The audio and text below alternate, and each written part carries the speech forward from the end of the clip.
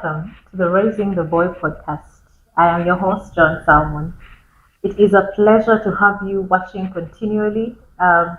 We don't take it for granted that you take your time to watch what we have to say, and we hope that as you watch us from wherever you are, there's an impact on how you're raising that boy to become the man that you desire him to be. So today we're talking about hygiene.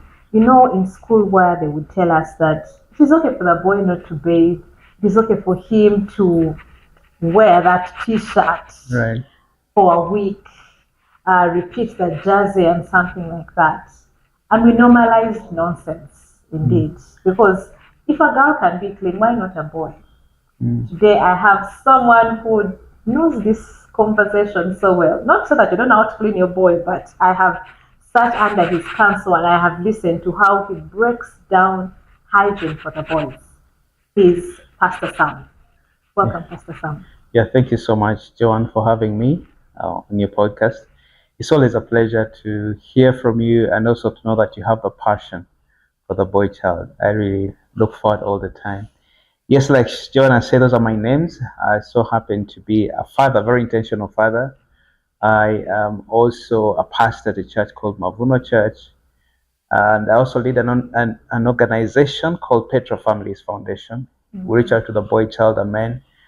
And through that, we've been able to write 10 curriculums. And one of them is called Boys to Men.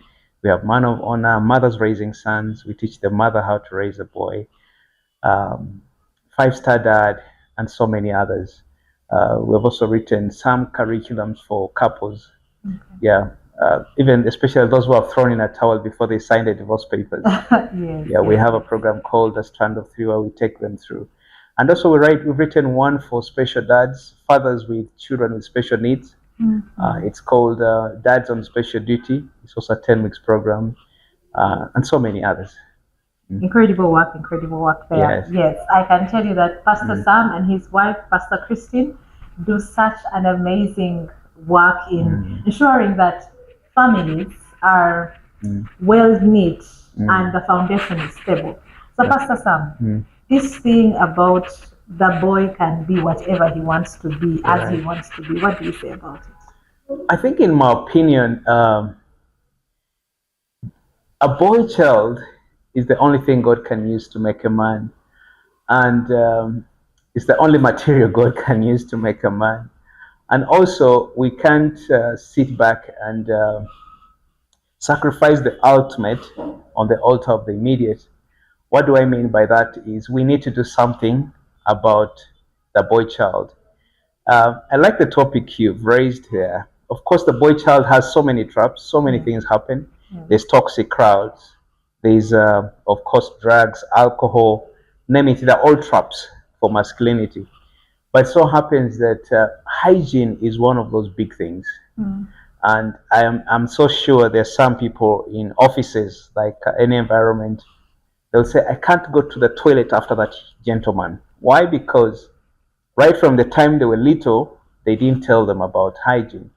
And something that parents, we overlook in many ways. So hygiene is big in a boy's life. Why? Because it's one of those things that, especially if you're going to stay with somebody's daughter for the rest of your life, there are some things that have to be put right. So hygiene is one of the big things that anybody has to tell a boy child. Why? Because if you don't tell them, these things are going to affect every people around them, especially their spouses when they grow older. Because it's one thing about us as the men, especially the boy child, there's some things, Joanne, that you'll find that our socks have holes. This is not only, there were pictures that were displayed not many years ago, members of parliament having, those who are fed up of their shoes, they take them off and they have holes in their feet. This comes from right when the boy is little, at maybe 3-4 years. In my household, our children start washing their undergarments and their socks and their vests at the age of 5. We train them. Like I said, I'm a very intentional father. Actually, I when my children are born, just to give it a bit of moral, where I have the moral authority to even talk about this, is when my children are born, I cut their coats. I'm the first to carry them in the theater. I homeschool my children. I date my children, and so I know them, and I have two boys and two girls, and I've also adopted two, so I have six children. So it's so detailed that I know, and so we always have fights about this hygiene thing. So hygiene is real in men. Yes, Joan. Okay, so you talked about the socks with holes. Mm, I know of people mm, who recycle their socks, mhm. who recycle their trousers, more so that dark jean trousers. Right. They would just pat them and be like, the dust is finished. It can work another round. Right. And then when it comes to, Mm, as we grow older, the pubic hair, which is not shaved, mm. and then that comes with an odor that Yeah. can be worse than insecticide. Yes, What do you it's say? yes, it's one of those things that really I think we always teach this with the boys camps. We have a boys to men boot camp that we always organize in July and also December. And hygiene is one big lesson we teach. And this is what I tell them as boys. Let's start off with washing your garments.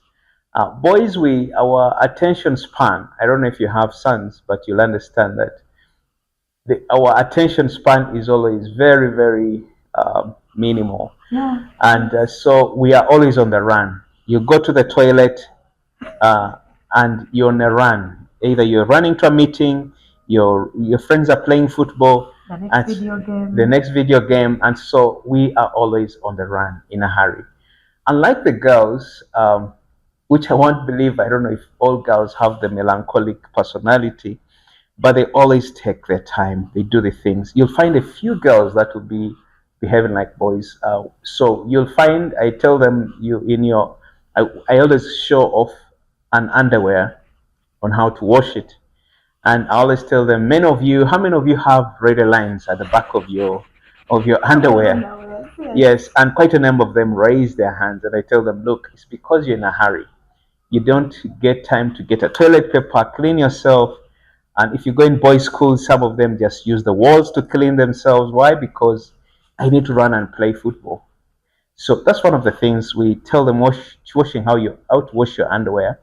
Then also cutting their nails. Most of them, why we have holes on our socks, it's just simple thing as cutting nails, Yeah.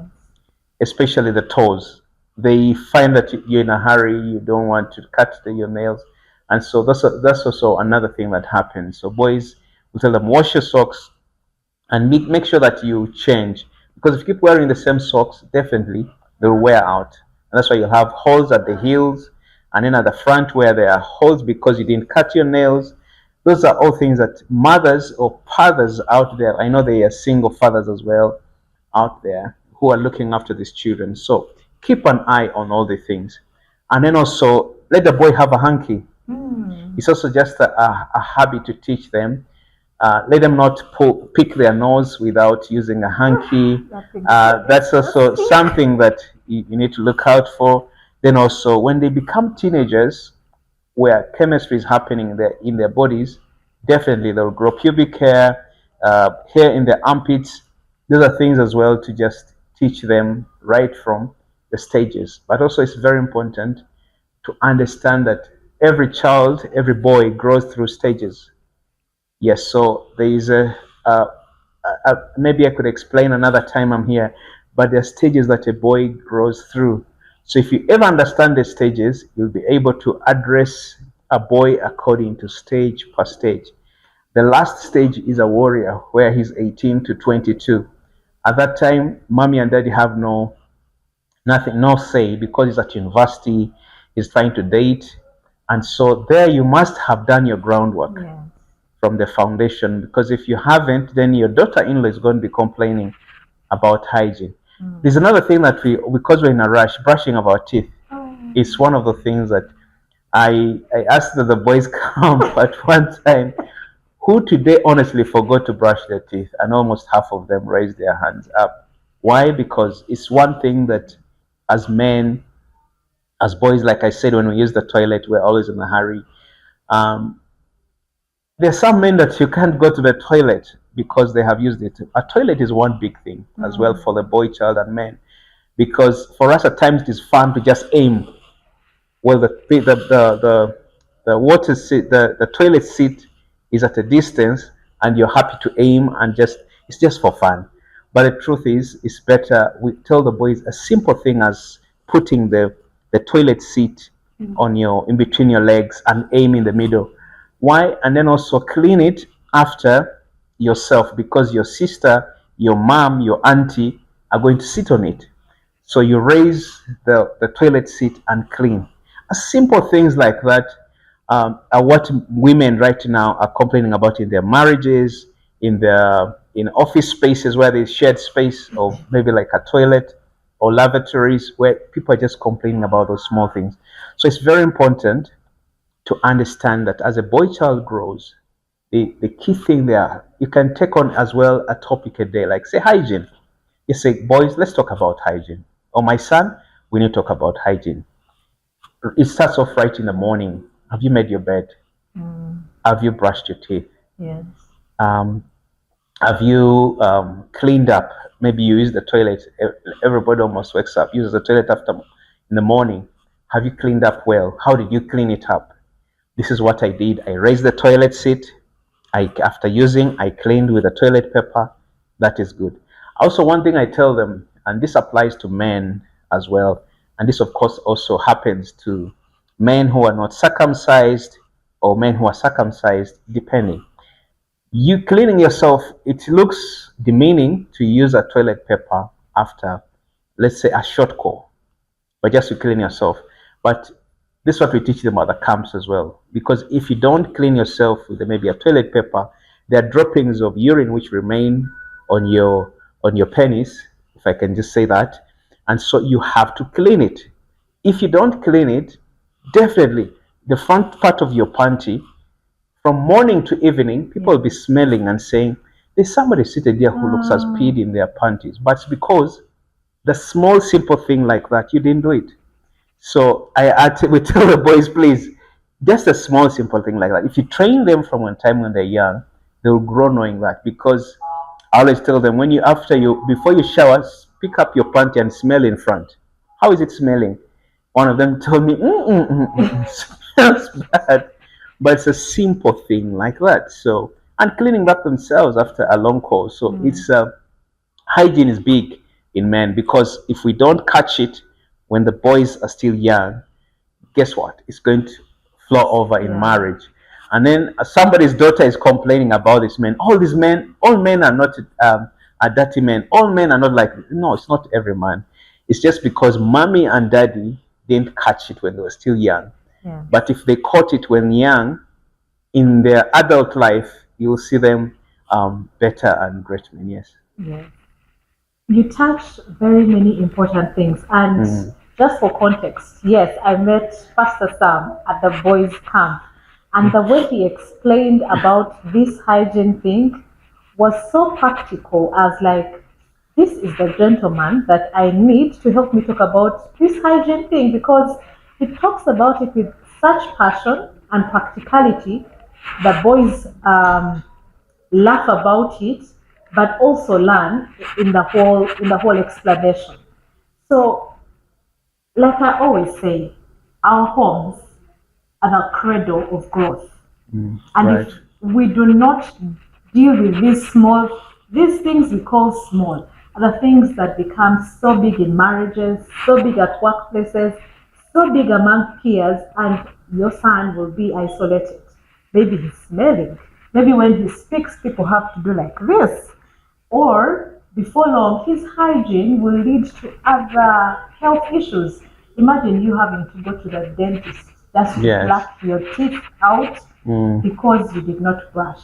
Yes, I always have a joke about that you just mentioned. I always tell them that having a bad breath is the same as pride. And they always wonder, what do you mean? I always tell them that when a person is proud, people start walking away from them. Yeah. It's only a best friend that will come and say, you have a bad odor. You forgot to brush. So people walk away from you. So I always tell them, if you see people walking away from you, just know that you have a bad breath. And also, if you have people that you're talking to and they're being slain, maybe as you raise your hand, and it's not that you're anointed, but because there's some odor coming from your armpits, and the teenagers resonate with this. They Yes. connect with it. Yeah, but it's a reality. It's the reality of life. Yeah. I mean, we cannot say it any different, any Yeah. better, or anything. Right. It is what it is. Right. Our sons can be the best. Our sons can smell well.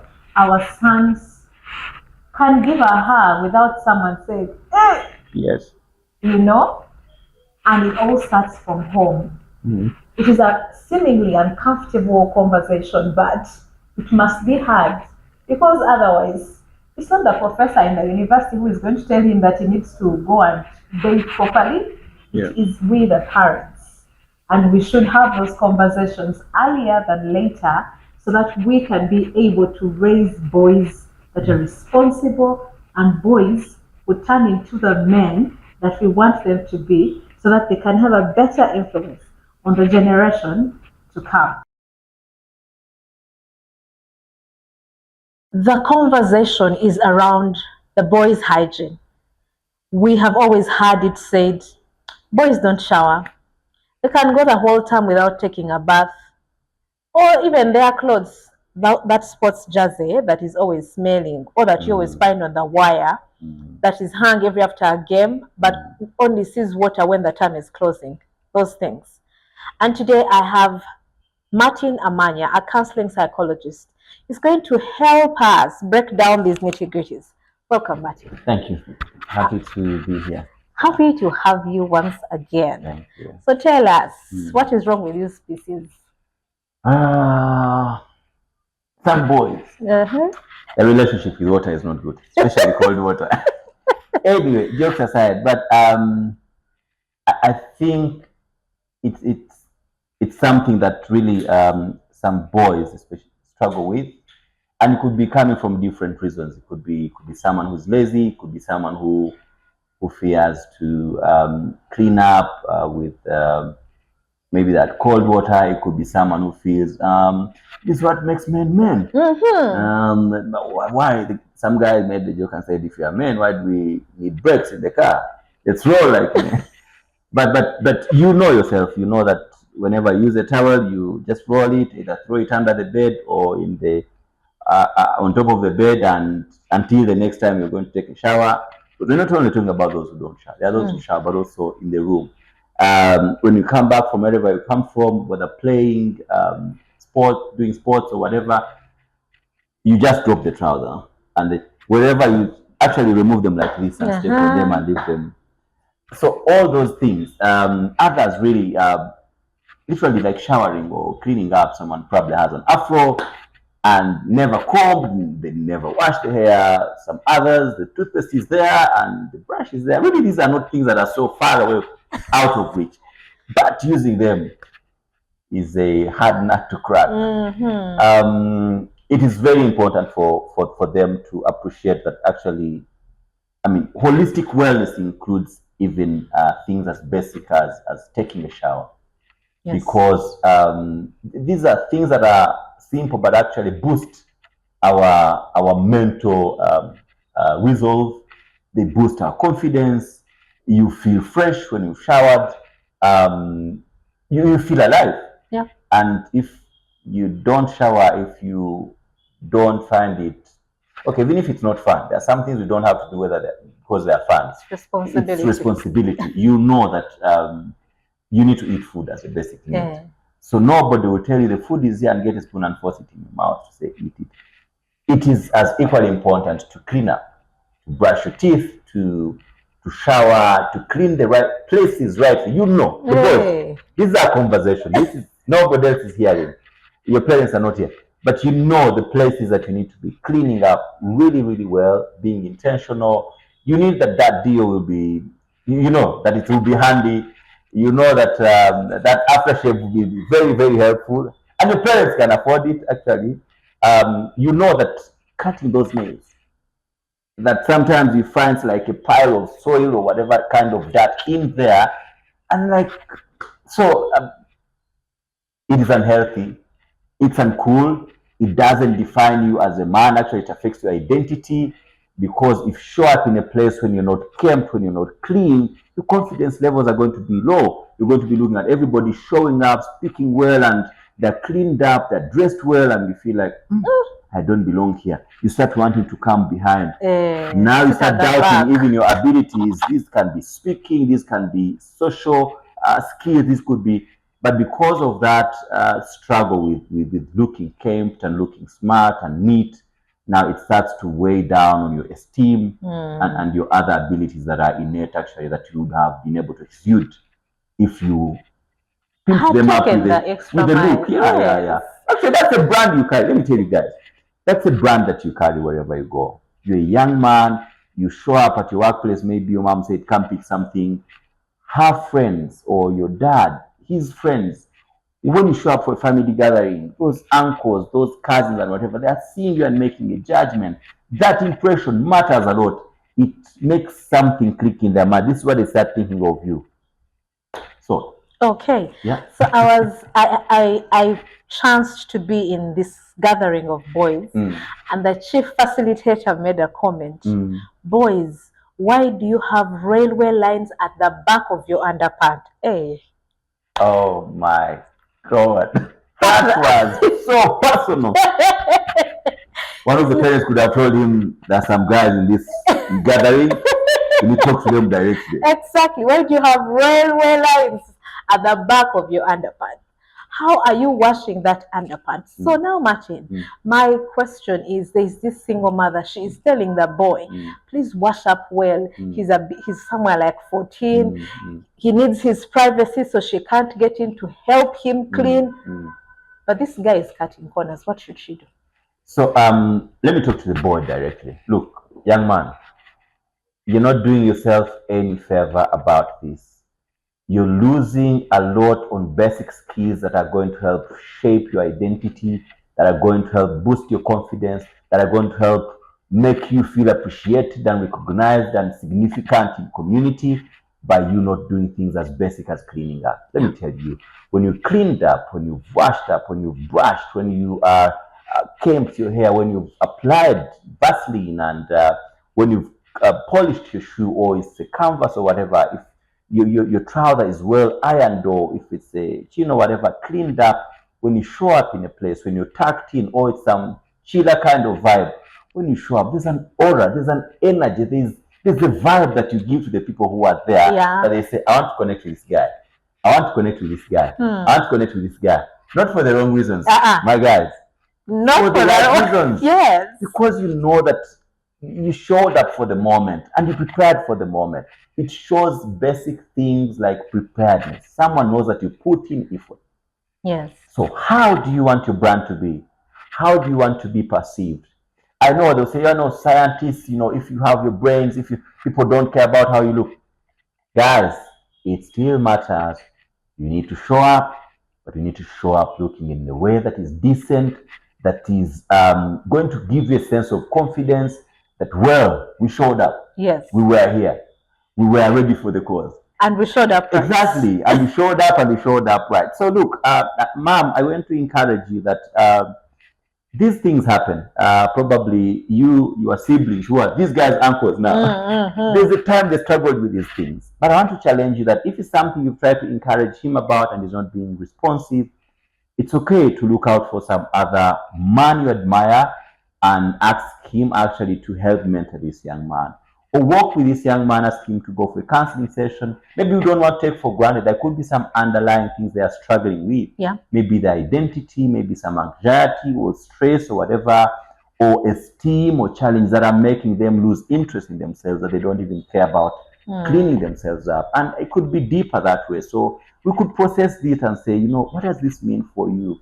How about for you, don't look at life the way others look at it? Because it's something any young man at that identity time wants to say, this is what I want to show, this is what I want to use to attract people towards me. how come for him he's not as open and as invested to do that, to draw people to themselves? So what I hear from you is there is more. There might be more to this unkempt person, chronically unkempt. There might be more to the fact that he doesn't care about how he looks. He doesn't care if his shoes are brushed, if his teeth are brushed. Imagine that yellow tooth. And he doesn't care. So if you have connected with him and asked him and he still seems aloof, then maybe you need to look up a counselor, look up that commendable, honorable man that could talk to him, and he is able to iron out a few things. So Martin, on a general overview, what can be done? What structures can be put in place? Because someone can go into the bathroom and he splashes water to make you think he has bathed, and then an hour later his foot looks so white you would think maybe he was washing and he just didn't clean up. What structures should parents put in place? I think it is building basic really routines around the house and schedules that involved doing even these basic things first. When you wake up, what do? These are the things. So actually, before you come for breakfast, can we double check with you? Because now we are literally trying to help you. You fail to manage yourself, you have become unmanageable as far as the thing is concerned. So we are coming in handy to say we are holding you up to this standard, because now, look, man, there's no breakfast for you. You gotta clean up. I like that. So we must put rewards to these things and say, if you're not willing to clean up, if you're not willing to set up your room clean, then these things are going to be withdrawn, because these are like really positive alternative disciplinary measures to cause someone to work towards achieving something. Then they will see the real sense of value for it when they're putting effort for it. Because you say you want those sambas, you won't get them. If you need, then clean up what you have. If I start seeing you using the shoes and cleaning them up, then I'll get you that pair of sambas. Then I'll get you that Jordan pair for you. Then, if I observe that weekly you put in, and some of these clothes that wash for them, actually I would suggest that you allow the children wash the clothes. Wash their clothes.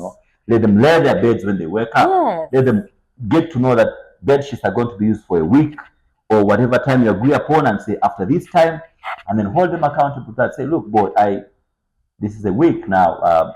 If you need to develop a schedule and pin it on the wall, tick by day, let them get involved. Don't try to. The problem is when they see it as us bossing them, not involved in the process of supporting them. And when you see them changing, even if it's an ounce of a change, celebrate them, appreciate them, celebrate them, acknowledge to say, I saw you did this, and it was really impressive of you. And this is a sign that actually you're moving towards the right direction, and you're going to get there. I believe in you. I trust you. I'm going to do what it takes for me to support you to get to. And it's okay to come to me if you struggle anywhere, to come back to me and say, Mom, there's a struggle here. Dad, there's a struggle here. I need some help. I'll be able to come in to help, because this is going to help you. They won't see it as us, being the man marking and policing them. They will see it as us, again, showing them the value of it, the positivity about it, the goodness about it, that when we go to the work environment, you don't want to be in a work environment, and whenever you go talk to someone, everybody, Yes, it is picking up after yourself. It is cleaning your body, because your body is the temple of God. How can your temple be dirty, sticky, and disorganized? The socks, the used socks are hidden under the bed, and then when the clean ones are done, you go and recycle. Who does that? That is not a responsible man, because you're going to pass on those very values to your children, and people will not even take you seriously, because they'll be like, that guy, if he can't take care of his property, then he can't take care of our property. So we are better off just pushing them off. So children, you have had it. Teens, you have had it. Thank you, Martin, for your time. And we believe that you are going to put it into practice, whichever side you fall. Pastor Sam, I was talking to a counselor, and he was talking about how this whole thing of hygiene is really like propelling the boy to manhood. Right. How have you done it with your sons? Well, with our sons, I think it's just been a place of being intentional, but also we reach out to, we train other parents on how to do this, but also the boys' camps have been helpful, quite a number of parents, where we do the boys to men boot camps every July and December, but also we have a one-on-one conversations with parents who need help, because the reality, let's face reality, many parents are struggling with this hygiene issue. Yes. So, you have a very big family. Right. But now we want to get to that small family, your nuclear family. Right. Because it's one thing to tell a parent, you can do this, you can do this, you can do this. It's another when your son is the one who is like giving you headache, and you're like, you're not giving distance advice. Yeah, I think the key thing there is being on the same page with your son. For instance, for us, they have written on the manila paper, when I wake up, and they've pinned it in their rooms. When I wake up, I make my bed, I brush my teeth, and we are labeled. I think it's my daughter who's 18. She put in the bathroom, brush your teeth, because I think of the two brothers. So we labeling is another thing that we have labeled, and also they get to know, because repetition is the mother of learning. You just need to keep repeating it. Josiah, I've just walked in your room, you have not made your bed. And, as you keep repeating yourself, they pick it. Eventually. So it's a repetition, is the mother of learning. So it's a place of keeping at it as they walk the journey. Yeah. What I hear you say is, very many times we are like, I told you this thing, why can't you get to it? Yeah. And that sometimes borders insulting our sons, telling them, your sister is doing this, why can't you? Yes. You spoke about the comparison. Right. We need to remember that, first of all, the development is different, but also we need not tire, because if he's not doing well and he goes out there because you got tired of telling him, you will share that shame. Yeah. Be like, so-and-so's son does not brush his teeth. So you will share in the shame. Nonetheless, you're raising this boy, like Pastor Sam said, for another girl. Yes. And why do you want her to bear the burden of parenting your son? Like, really? It's a burden that no wife would want. So let's do the work now. Let's find joy in repeating ourselves for our sons, so that they can be able to get all those other nitty-gritties that will help them to be the men that we want them to be. Yes, that's very true. I got a rebuke from God one time. I was complaining about my elder son. I was like, I keep telling you to do the same thing. And then I had a counseling with a father who had an autistic child. And he was doing everything for this child from morning to evening. And I was like, oh my goodness. So my son, at times he does these things for himself. And so I got to appreciate the fact that he's doing his bit as well. Yes. But that didn't negate the fact that I have to keep repeating myself. Say, please, your room is dirty. You didn't make your bed. Have you brushed your teeth? And all the things. Have you washed your undergarments? And these are some things I go and check. Yes. And I'm like, you showered and you didn't wash your pants, please go back. And at times it's in front of, at the dining table, and I'm like, I have to go and wash. Yeah, they drag their feet, but it's a fact that these things have to be. Exactly. Yes. And it gives us comfort. Right. That ultimately, when you keep doing this thing, Proverbs, I think it's Proverbs 22. Yeah. Raise up your child in the way that he should go, and when he grows older, he will not depart from it. Yes. It can only be that he has soaked in this counsel of proper hygiene, that he will not depart from it. Absolutely. Not that he stepped in it once and now he's out of it. Mm.